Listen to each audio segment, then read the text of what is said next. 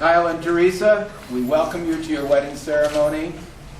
In your names, we welcome your family and your friends. And I noticed that, Teresa, I have to warn you, it looks like Kyle's going to try and make a quick getaway. Those Nike shoes that he's wearing are for fast running. In your names, we welcome all of your family and friends. We do so because there is a sense of love and joy that permeates the whole room at this very moment. And it comes from the two of you. It comes from your hearts, your mind. Baruch atah Adonai Eloheinu melech haolam, borei pri hagafen, which means, blessed art thou, O Lord our God, King of the universe, who creates the fruit of the vine. We all say? Amen. And now please repeat after me, speaking to Kyle and Teresa, and say to them, as you taste the wine, may your cup of life be overflowing, with good health, with happiness, with fulfillment, and may you ever be strengthened by our love. And now, Kyle, if you'll taste first, and share the cup with your bride.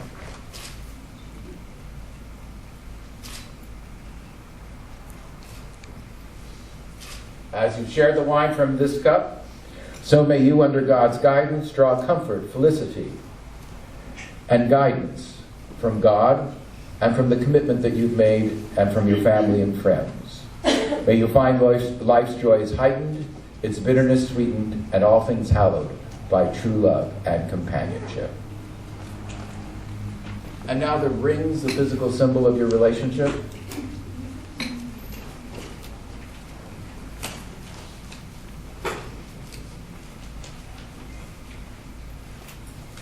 Now I'm going to invite you each to take the ring that you're about to place upon each other's finger and to sort of hold it out just like this, because I'm going to ask Father Andre to say a blessing over the rings.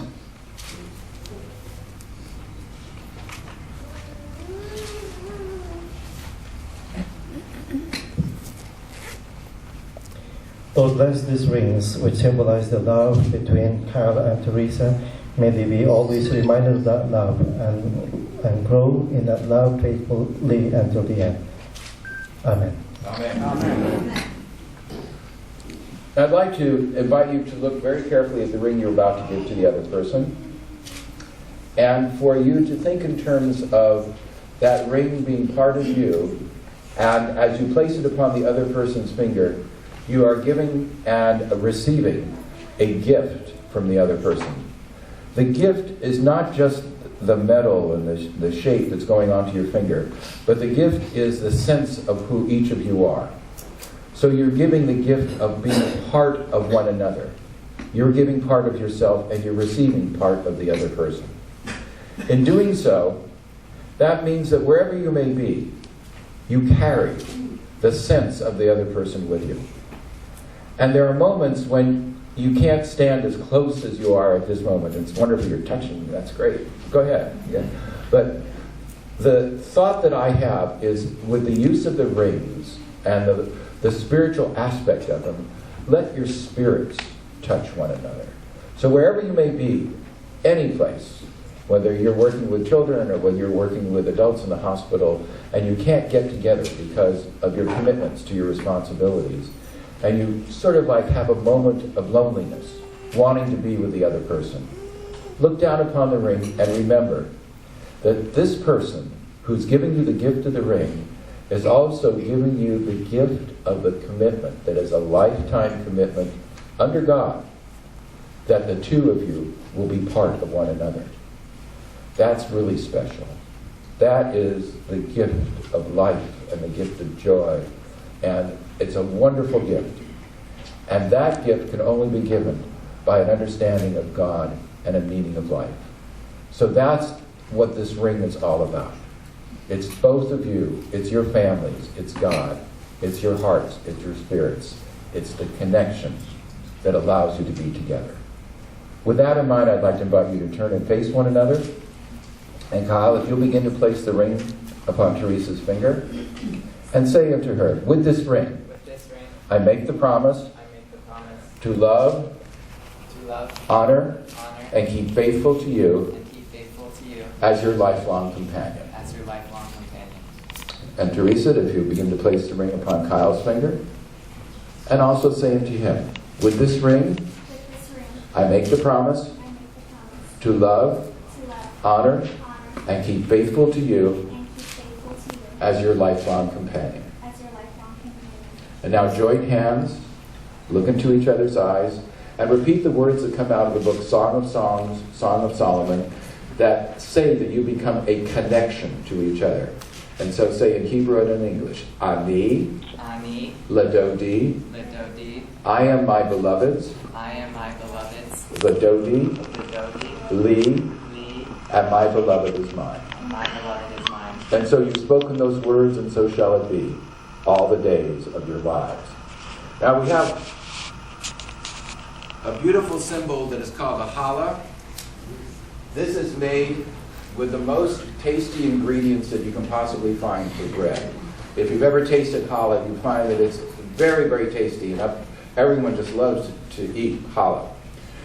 It's made by taking 3 loaves, rolling them out, and then braiding them together into 1 loaf. And so we have 3 loaves in this 1 loaf. Actually, there's an aspect, I know there's a little theology that the Christian church has about 3 in 1 too, so there may be meanings for both communities with regard to this bread. But this is your wedding challah. And the wedding challah represents that you're both providers in relationship. Not one provider, but you're both providers.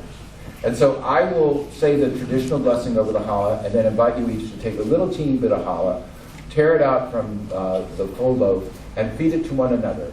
And as you're doing, you are saying that you're both going to provide for one another and be there for each other at all times. And so the blessing, Baruch atah Adonai Eloheinu melech haolam hamotzi lechem min haaretz, which means, blessed art thou, Lord our God, King of the universe, who bringest forth bread and food from the earth. We all say, Amen.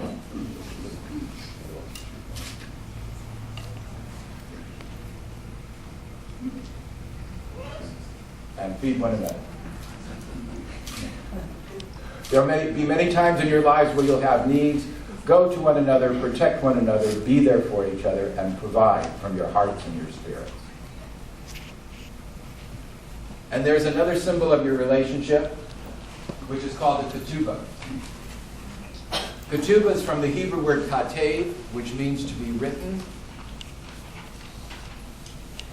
This is a document that represents your love and your relationship. I'm going to read a part